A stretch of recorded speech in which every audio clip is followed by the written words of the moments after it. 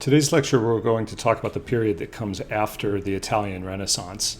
It's a period that builds on the initial scientific advances of the Renaissance, but takes them in slightly more rigorous directions. And as we'll see, it has greater effects both on the acceleration of scientific development and in turn on the way that builders, engineers, architects were able to manipulate materials and build and, as we'll see, analyze important structures. I want to talk about theory and practice in this lecture. Theory is an idea that we've talked about before, where builders or designers are relying on some authority or another. You might remember Mignot's code of practice in the Milan Cathedral debacle. Well, that's a sort of theory where you're relying on some sort of sacred knowledge to go out and build your structure. What we're going to see today is something a little bit different. It's the beginning of what we call the scientific method. This is a case where you develop a very rigorous approach to formulating a hypothesis, putting that hypothesis out in the world to test it, and then developing it, analyzing the results, tweaking the hypothesis as conditions warrant. And as we'll see, this has a profound effect on the way people understand building structures, and in turn it inspires buildings that are not only more efficient from an engineering point of view, but they begin to see science and engineering really as an aesthetic in and of themselves. So we'll look at four figures in what I think of as the post-Renaissance. Palladio is a figure that we typically associate with the Italian Renaissance, but I want to show how he's a transitional figure. Delorme, who is a French builder. Fontana, an Italian builder who achieves both a great technical feat and reaches new levels in how those feats are designed and documented, and Galileo, who will be a familiar name, but I want to talk about a slightly lesser known work of his that has a direct impact on building science. We'll look at one building in particular by two English architect, engineer, scientists.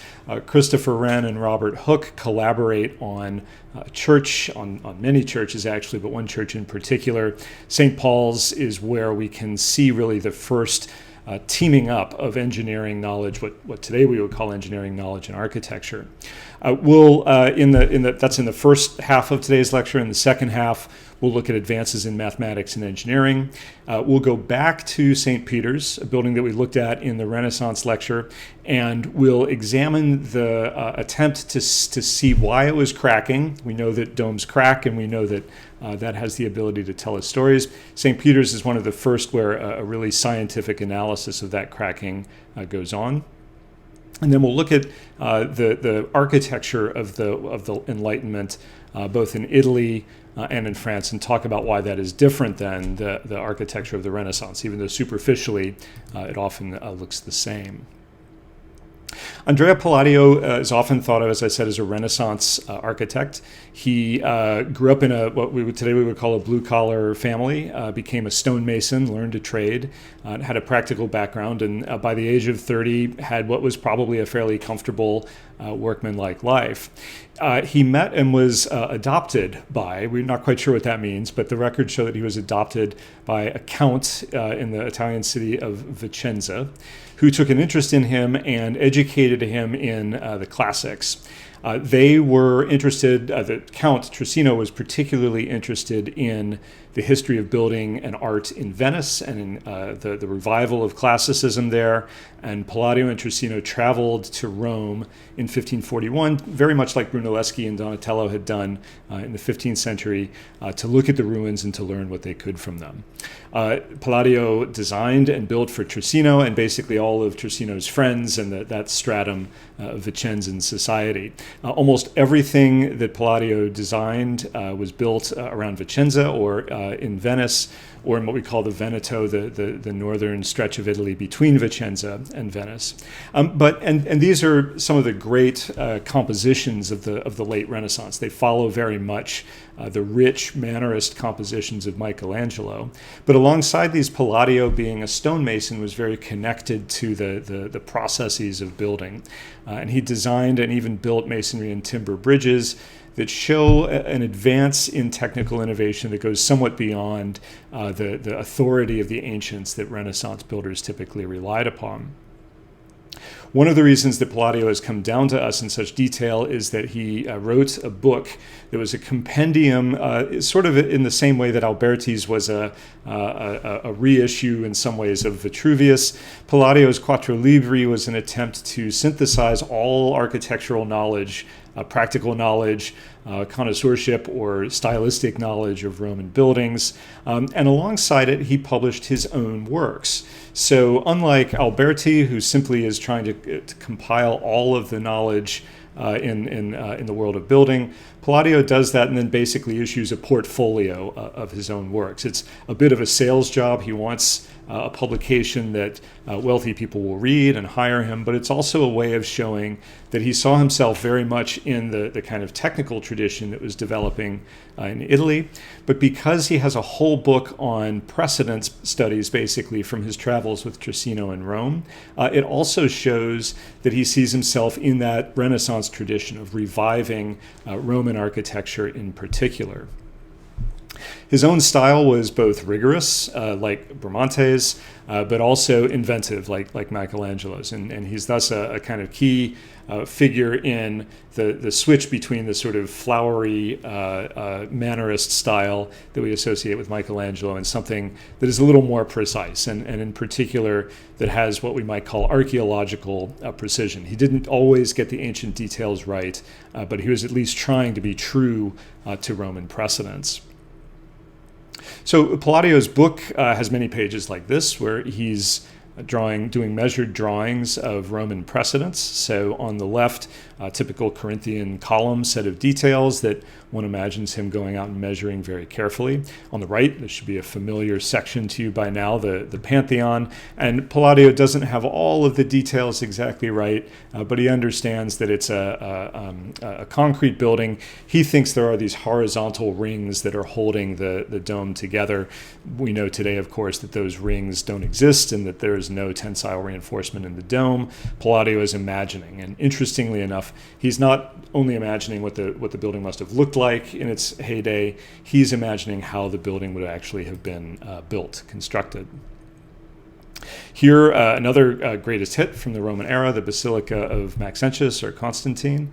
And Palladio, again, not just drawing the ruins, but actually imagining what the structure would have been like when it was complete, imagining a sort of archaeological set of details that go along with it. And then in one of the other books, here are his own drawings, two of his most famous houses, the Villa Rotunda on the left, the Villa Barbaro on the right, showing his reliance on mathematics, geometry, to develop his plans, and this carries up into the elevations as well. The elevations are very rigorously composed using a set of consistent proportions throughout each facade. Here are the actual buildings. This is the Rotunda on the left and the Palazzo Chiericati on the right. The one on the left is out in the countryside. Palladio often built both within the city of Vicenza for a family and also built their weekend house sort of out in the countryside. And you can see both the allegiance to Roman precedent and a kind of restlessness that he's interested in inventing with the language that he's inherited from Rome. Now, interestingly enough, in the third book, where he's talking about, he's trying to pull together all of the contemporary knowledge about building and structures, Palladio draws a series of bridges, some of which he actually built, that show a knowledge of kind of elementary truss behavior. The bridge on the left is a fairly simple truss, but one where all of the pieces are roughly in the right place.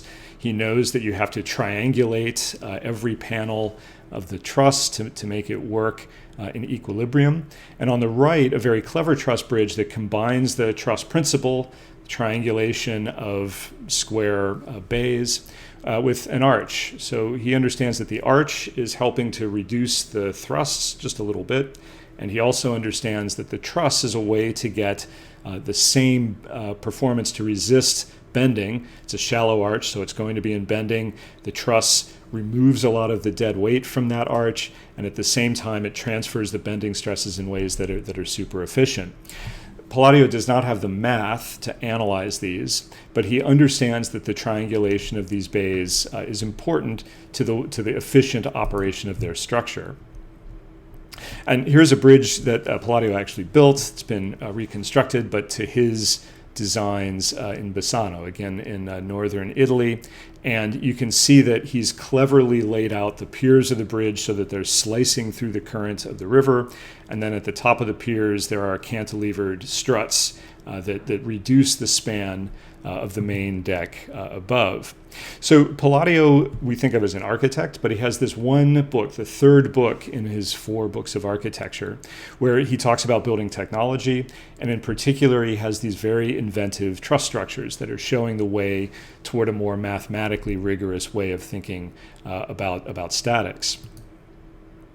Now, Palladio has a contemporary in France who comes up in very much sort of the same way. Philibert Delorme was the son of a mason, a bricklayer, and he rose in an aristocratic family to become what we would today call an architect. The royal family hires him originally probably as a tradesman, and he shows enough talent both as a builder and then later as a designer that he kind of rises through the ranks himself.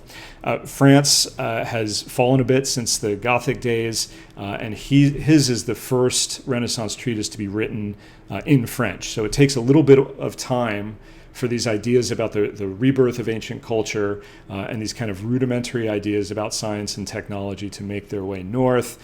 New ways of building well and at small expense. You could imagine just about any treatise on architecture being called that. It was published in 1561. And Delorme's sort of most innovative idea, his version of Palladio's truss, is that you could take advantage of scarce timber. Timber is scarce in France just as it is in Italy after centuries and centuries of building. His idea was that you could peg together short lengths of timber to form structural elements that could behave monolithically. And he shows in great detail configurations of this, how to do it, proper shapes for doing this in 1567.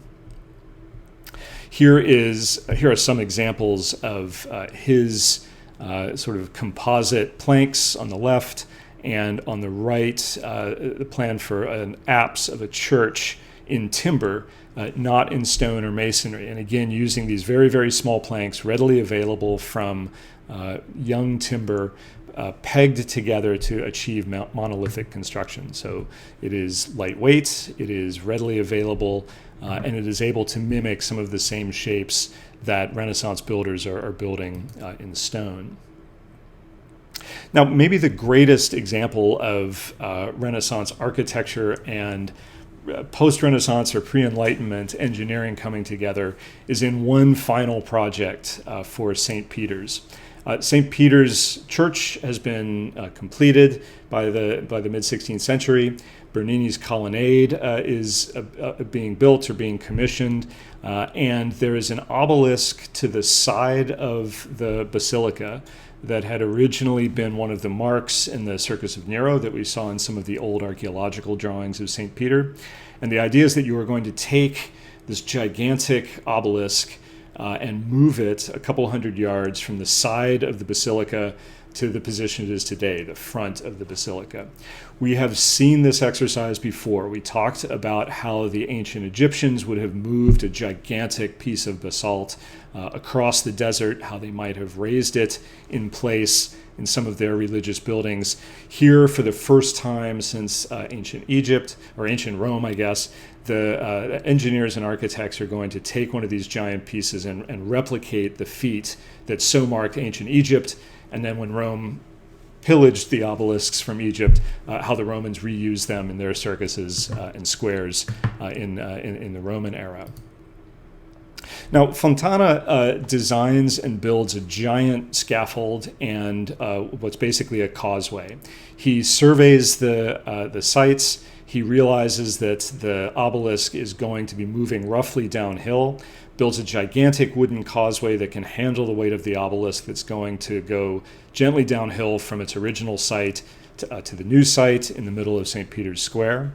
And he does what then are what for today would be very rudimentary calculations to figure how many ropes it would take, how many pulleys it would take, how many men it would take to lift the obelisk up off of its stand, to lay it down gently, and then to slide it down the causeway to its new place in St. Peter's Square. He does this. It is successful. There are all kinds of tall tales told about the moving of the obelisk, including famous ones where the Pope commands absolute silence and one sailor shouts out that the ropes are going to burn and someone needs to pour water on it. Instead of the sailor being condemned by the Pope, he's given all of these extra blessings. We don't know if any of these are true. They're probably apocryphal. What we do know, though, is Domenico Fontana's process and in very great detail the design of the equipment that was used to move it.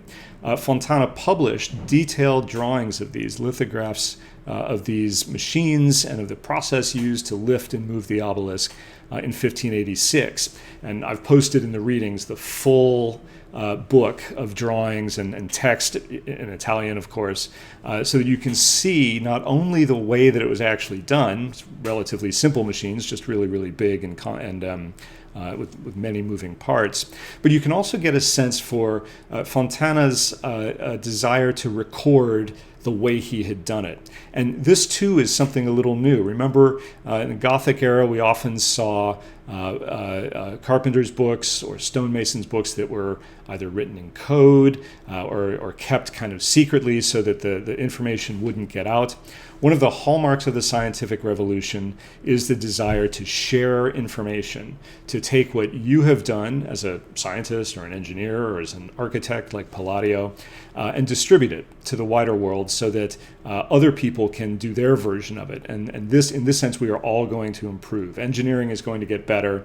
If I describe in great detail what I have done, someone can look at that, form their own hypothesis about how it might be better, try it out, and record and publish the results afterwards. Now, this relies on new technology like the printing press, which has only been around for about 130 years when Fontana writes this book. But we'll see that it becomes really important, that publication, what today we would call peer review, becomes the standard for scientific and technological inquiry, that you actually want to get the word out. You want your colleagues, maybe even competitors, to be able to see how you've done it and to try to find ways to improve on it. Right? That is the way that we are all going to get better. And you get the sense that all of these Enlightenment scholars, architects, engineers, builders, all of them believe that, in a sense, a rising tide lifts all boats. That if technology improves in general, it will benefit everyone. Now, there's a more explicit link between science and building in the figure of Galileo Galilei, someone that we associate more with astronomy than with building. But Galileo is actually one of the most important figures in building science because he takes some of the preliminary ideas that Leonardo has had, the kind of first step in rethinking Aristotle's idea of levers. And Galileo begins to build what we could recognize today as an actual science of building statics. He's, in a way, the first real structural theorist that we have. Like so many other figures in today's lecture, he was born into poverty, though his family was noble. They were a fallen family. He wanted to study classics and religion, but his family, seeing potential for maybe a greater paycheck, want him to become a doctor. Right? That may be a familiar story to some of you. He studies at Pisa, and while an undergraduate, he experimented with pendulums and developed the laws of oscillation that we use today. So the period of a pendulum, we get that from mathematics that Galileo developed while he was an undergrad in college. What have you done in your junior or senior year? Galileo developed the theory of pendulum oscillation. Shortly after matriculating in 1588, he published a treatise on the centers of gravity. This is a figure that we use when we're looking at moment of inertia or section modulus or radius of gyration. So already he's thinking in ways that are going to become important to structures. And he, maybe most famously, works on the dynamics of falling bodies. He shows that cannonballs of different weights, if dropped from, say, the Leaning Tower that is native to Pisa, they will actually hit the ground at the same time. That weight has nothing to do with acceleration, that it is purely a factor of distance. He's made a professor. He invents a thermometer. He invents a telescope. He looks through the telescope and sees the moons of Jupiter. This leads him to speculate on the idea that perhaps the Earth is not the center of the universe, but that the sun is, which gets him in trouble with the church. The church bans his dialogue or discussion about the two main systems of the world. And it is while he is serving house arrest for this book that he begins to write the Dialogue of the New Sciences in 1636. And this is the text that I want to dive into a little bit. This too is in the reading list. Just also note it's published by the Dutch firm of Elsevier, which is still a going publication concern today, and they publish, among other things, architectural textbooks for young building technologists. So the dialogue is an important work because Galileo sets out principles that we still use today when we're looking at statics. Bill Addis, in his book Building, says that Galileo was the first to divide structures into these two categories. On the one hand, we're looking at material properties, the strengths of materials, the kind of chemical properties, and the ability that those chemical bonds give a material to resist compression or tension or shear or bending. And another set of science that looks at the shape or form of the structural element that we're designing. And this is what we think of today as statics, right? So one that is about the material properties, the other is about the shape and the kind of dimensions of the structure that we're designing. And we still do this today. We still, in SciTech, we look at 1 week the strength of a material. In another week, we look at the static form of it. Galileo is the first to correct Leonardo, who believed that the strength of a rope was inversely proportional to its length. Galileo realizes that the strength of the rope is actually proportional to the cross-sectional area. So he understands that the rope's strength comes from the combination of fibers across a section and has little or nothing to do with the actual length of the rope itself. He refines Leonardo's math on beams as well. He determines that a beam's strength is inversely proportional to the square of its length. So Leonardo knew that the longer the beam was, the weaker it was, essentially. Galileo says actually it gets exponentially weaker as you get longer. And he says that it appears to be proportional to the cube of its depth, which is almost right. It is proportional to the cube of its depth in a refinement that we look at in structures classes called the section modulus, which we've talked about endlessly. Galileo comes close, right? Or at least he comes closer than Leonardo. And he describes, though he doesn't draw what today we would call a bending moment diagram, he talks about the quantity of stress within a cantilever beam in ways that we recognize today. And he works out that there is a relationship between the load that you're putting on the beam, where that load is, the total length of the beam, and the internal stress that occurs within the member.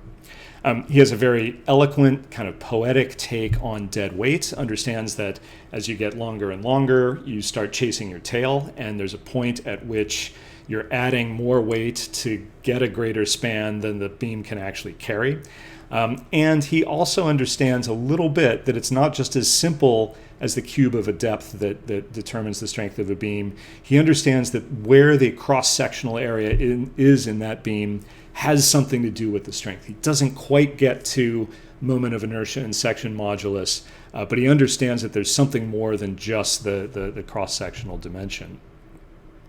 And most importantly, as we'll see, Galileo's theorizing and his experimentation, his kind of thought experiments, lead others to carry it forward, and in later years to perform much more detailed calculations and much more observational calculations, where they're actually building test rigs to try out Galileo's formulas and their own to get a gradually more and more refined science of statics underway. Now, this is what the dialogues look and sound like. Here is Galileo's cantilevered beam.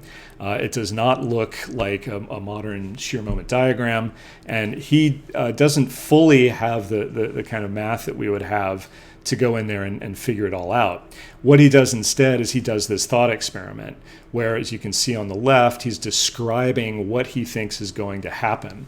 And basically what he says is that you have two moment arms. You have the moment arm that is the weight, E, times the length of the beam, BC, and that is going to put a certain amount of stress into the root of the cantilever, AB. And you have a moment arm at AB, and the forces at A and B times that moment arm are going to have to be great enough to resist the moment that is created by the weight E times the moment arm BC. Today we would do that in a few relatively simple pieces of math. You can see the text that he has to go through to get to that idea in his own language. He does similar thought experiments where he's looking at the cross-sectional shape of a beam. So here, structures one, we pull out a piece of wood or a piece of cardboard and we talk about how the situation on the left is much, much stronger than the situation on the right, that the deep beam performs at a much higher level than the flat beam. And on the right, you see this famous thought experiment that he does where he says, if you take a dog, say, and blow the dog up 4 or 5 times on some sort of genetic Xerox machine, he says you can't just do this in a 1-to-1 proportion. He says if you make the dog twice as long, you're actually making 4 times as much dog by volume. And when you have 4 times as much dog, you have 4 times as much weight. The problem is that the bones have only increased in cross-sectional area 2 times, and they're no longer strong enough to carry the 4 times the volume of dog above. So the bones actually have to get bigger or thicker faster than the dog itself is growing. And he says eventually you go from dog bones that look like the one on the top to dog bones that look like the one on the bottom. In other words, the scale of a creature, and we can imagine the scale of a structures component, doesn't just increase linearly with span. It increases in greater exponents to the cube or to the 4th power. And here is his very, very poetic description. And he says that you can build ships or palaces or temples of enormous size, and you can increase the size of all the parts. But as you think about the structure necessary to hold up all those parts, the structure starts growing faster and faster than the scale of the parts themselves. And eventually, again, you're sort of chasing your tail. You get structures like the Monadnock building in Chicago, say, where the base walls are 6 or 8 feet thick instead of the conventional, more usable 2 or 3 feet thick. So these all come from this one text that you've got in the readings, and I would encourage you just to dip into it and see how many structural principles maybe you recognize, right? Galileo recognizes many of them that we use today. He doesn't always get them completely right again, but these thought experiments are leading him toward a better understanding of how those work. So there is an English version of Galileo, an engineer and architect we would call them today, although they both probably would refer to themselves as natural scientists in the 17th century.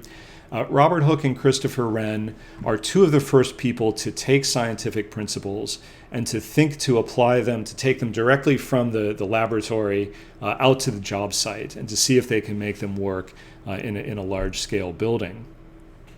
They were both Oxford students. Wren was from a slightly higher-born family than Hooke. Hooke was more mechanically inclined. The 2 of them seem to have had a very good working relationship where Hooke had worked basically building things in the lab for others. Wren was more of what we would call today maybe a theoretical scientist. Hooke became a professor at Gresham College in 1665. Wren went on to this extraordinary career as a professor of astronomy and eventually at Oxford, and then later president of the Royal Society. The Royal Society was one of these organizations that was committed to the dissemination of knowledge. And so they were leaders in this effort to disseminate knowledge, to distribute your findings so that others could work with them and so that everyone would basically improve as all these experiments took place. Now, Hooke has come down to us in a couple of famous sayings. There is Hooke's law, which we use to talk about the deformation of flexible bodies. And in Latin, Hooke's law is ut tensio sic vis. As the extension, so the force. In other words, if you put a 1 pound weight on a spring and the spring deflects 1 inch, that spring will deflect twice as much, 2 inches, if you put twice as much weight on it. Right? Deflection is a linear relationship, is all he's saying. That, though, is the first working theory of deflection, the first attempt to actually mathematize what people had been seeing in the actual world forever. More interestingly, he has this other one. It's not a law of any sort. It is instead a theorem, a hypothesis, that as hangs the flexible arch, so inverted will stand the rigid arch. In other words, if you want to find the ideal funicular shape for a compressive arch, the easiest way to do that is to take a flexible chain and load it in exactly the opposite way that you were planning to load the arch. In other words, treat it as a tension arch, hang weights on it where you think you'll be putting loads onto the compressive arch, turn it upside down, and that is your ideal shape for a compressive arch. This turns out to be completely true, and it's a breakthrough in pushing from the kind of Roman ideal of the semicircular arch that very often cracks at the top to an arch that is all in compression and therefore can be designed with vanishingly thin sections, so long as that pure compressive force is maintained. So the two of them form this kind of super team while they're at Oxford. And you can see here, this is Hooke's law as he's written it. And when he first comes up with it, he actually doesn't want to disseminate it. He puts it into this very esoteric anagram. And then this is him later on giving away what the anagram was. He does not present a proof of the theory. He simply says that theory is so short, anyone can go out and figure out how to prove it. And it's a long time before anyone can. And there's some question as to whether Hooke actually proved it or whether he sort of got lucky, came up with it, and it just happened to work out mathematically later. Here, a meeting of the Royal Society, and the description, I think, is a great one where you realize that we've gone from the kind of the job site up in figures like Palladio and Delorme, where the knowledge of the craft and the knowledge of the material emerges into a sense of building science. And the Royal Society is really the paradigm example of learned men, very often kind of high-born learned men, sitting back and theorizing, who have the ease of retirement that is known amongst gown men being academics. And you can see that this is hardly a brickyard or a stone yard on a job site on the right. This is the Royal Society sitting around in their finery debating, it looks like, the principles of gunpowder or something in one of their meetings. Now, Wren has this accidental architectural career. He begins as a scientist, working mostly in astronomy, but he's interested in engineering, civil engineering in particular, works with harbors and canals and things like that. He's offered a position to go build the harbor in Tangier in Morocco, but he declines this and instead stays home and is commissioned to design this theater at home in Oxford, more because he's a scientist and the commissioners of the theater want him to use a truss to span the theater so that there are not columns in people's way. So he's hired on basically as a consulting engineer, and that sort of migrates into an architectural commission for the entire theater. Like any good architect, he has a rich family member who hires him to design a chapel for Pembroke College, one of the colleges at Oxford. And Wren's job is it's fine, it's derivative of a couple of other figures, but it shows that he has some talent for composition as well. And that he's looking around. He designs a project for Trinity College that includes some French elements, and he finally goes to Paris that year, where he meets the Italian architect Bernini. And this seems to be the thing that kind of flips the switch and makes Wren think of himself as an architect instead of just as an engineer. Bernini's working on an abortive design for the Louvre at that point, and Wren comes away disappointed because he only got to glimpse Bernini's drawings for the project, and he wanted to study them and learn from them for his own career. He comes back from his trip, and he does a speculative project to reconstruct the Gothic Cathedral of St. Paul's in the center of London. And he presents this to London's bishop as a potential project in late August of 1666. A sort of dramatic pause there. Wren's career as an engineer is very much like Galileo's in a lot of ways. He has these kind of thought experiments where he tries to theorize, in other words, starting from abstract principles, tries to figure out how those will play out in the real world. So when he's thinking about an arch, for example, he is thinking about what the thinnest possible battlements, or abutments we would say today, are to hold that arch up. And he comes up with this kind of aphorism that I think is one of the earliest definitions of what today we would call engineering optimization. Right? He says that the job of an engineer really is to not let the project get away with a, quote, idle, expensive materials. If the engineer designs too little material, the arch falls. Vaulting, arches, whatever. If you have too little material in the abutments, the arch falls. But if you design too much, then you're wasting materials. And good engineering, we get for the first time a kind of theory, or an economic theory of it, where the building that just barely stands up is probably the best piece of engineering. We've seen this in practice in Gothic building, but we haven't seen it defined intellectually yet. And this, I think, is one of Wren's great contributions, is he comes up with an intellectual justification for engineering. What do I mean by that? Well, instead of just going by a code of practice or going by the authority of the ancients, Wren is proposing that you can actually go out and figure out how to build the most efficient structure, right? That there must be processes out there, mathematical processes, that let you refine and refine and refine, not over the course of centuries, as the Gothic builders did, but within a single project. And we'll see this play out in Wren and Hooke's work that they do. Wren, after the 1666 fire, which takes place just a couple of weeks after he presents this scheme to rebuild St. Paul's, his connections win him the commission for 53 new churches from the City of London. These are designed very, very fast. They're built relatively quickly. And as we'll see, they all sort of play off of a similar liturgical theme, but they give Wren and Hooke an incredible amount of very quick experience in building. The Bishop of London calls Wren back in and says, well, the Gothic church here has burned just about down, and we need someone to rebuild it. Can you bring back that scheme that you showed us? Now, he was appointed designer for the new cathedral, and he kind of brings Hooke along as what today we would call a consulting engineer.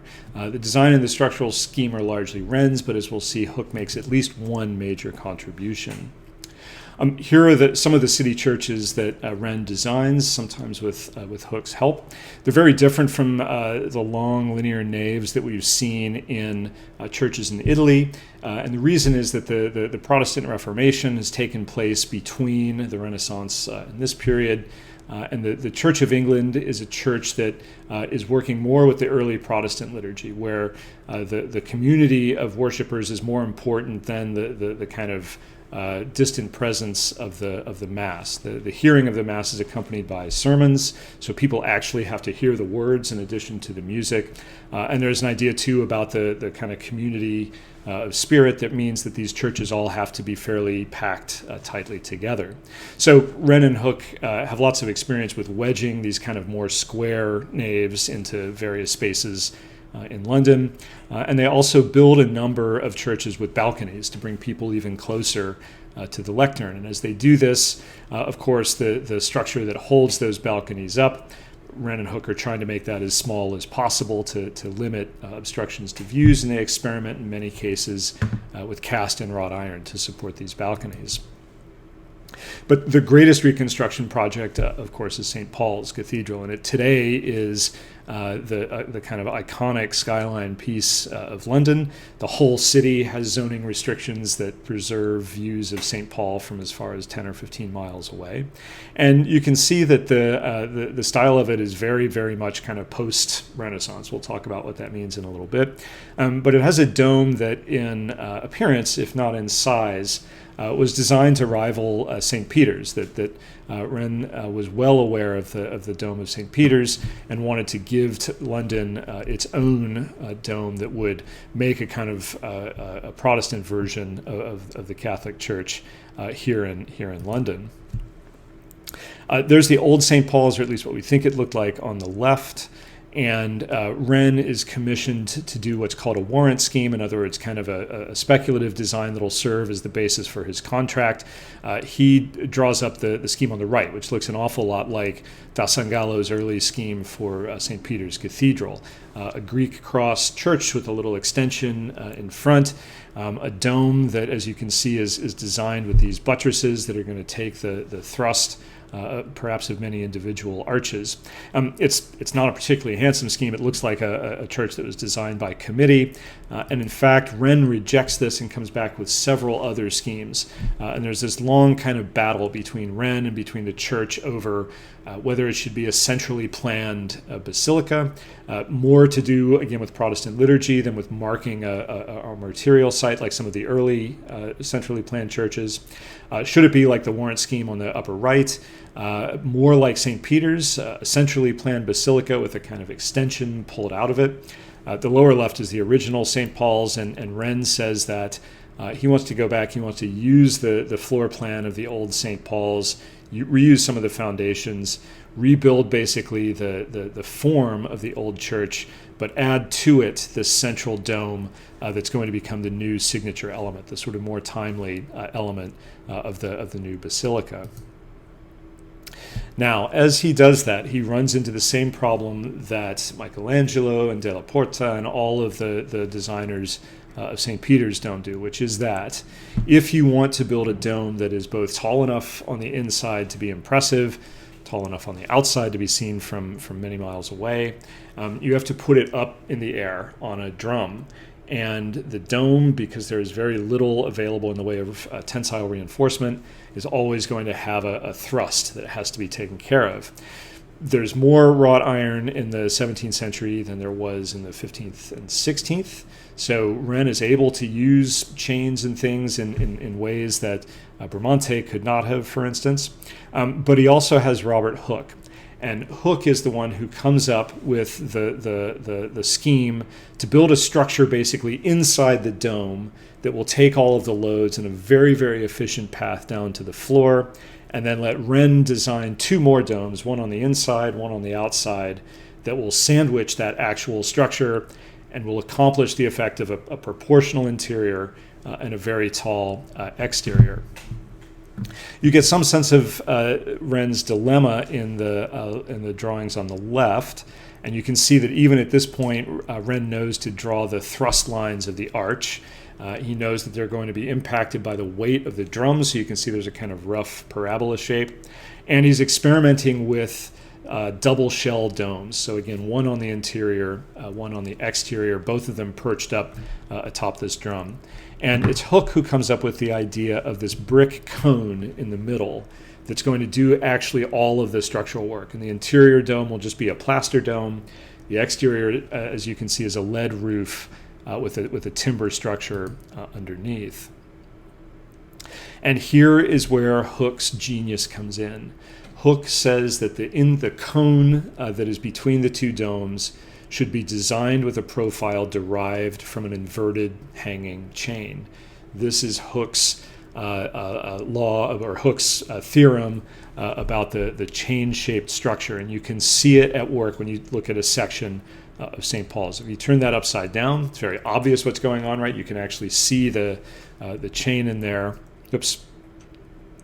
You turn it right side up, you realize that all of St. Paul's is based on this dome, this cone, sorry, very, very visible in the upper part of the dome. In fact, today you can climb up through that and you can actually put your hands on the brick dome as you're going.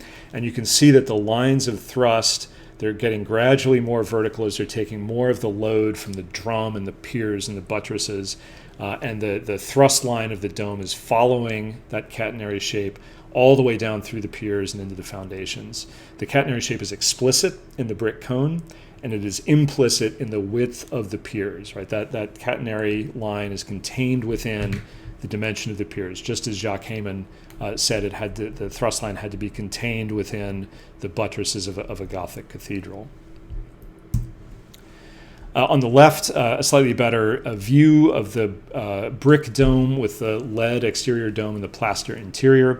And then on the right, interestingly enough, this is a section of what we think old St. Paul's looked like. And here is the new St. Paul's. And it's actually a shorter building than the original Gothic structure. The great height is achieved in the dome, not necessarily the nave.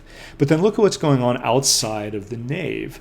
This is an Enlightenment building that reverts straight to the Gothic idea. The vaults of the nave are held up by flying buttresses, and those flying buttresses come over the side aisles, just as in Chartres or Amiens, and they are taken up by the pinnacled buttresses on the exterior.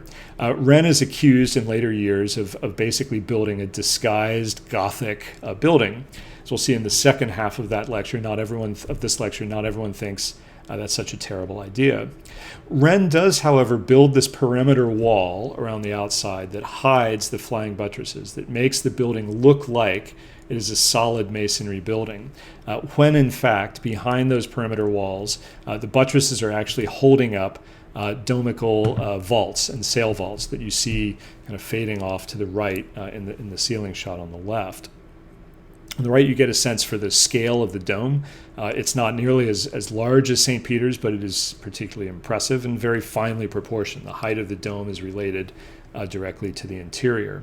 And you can also see that even if Wren was using the structural principle of the flying buttress, he had bought wholesale into the Renaissance rejection of the pointed arch, and instead was using round vaults again, an inheritance from Rome. Even as far south as Rome was, Wren is very much a sort of inheritor of the Renaissance tradition that has come back into Europe through Italy, of course, in the Italian Renaissance in the 15th and the 16th century. We'll take a break here, and in the second half of the lecture, we'll talk about some of the mathematical advances that occurred in the Enlightenment, how we can trace those into building in England and France and elsewhere. And we'll look at one particular strain of construction in France that seems to synthesize Renaissance ideas, Gothic ideas, and propose a kind of new agenda for how technically inclined building is going to go forward.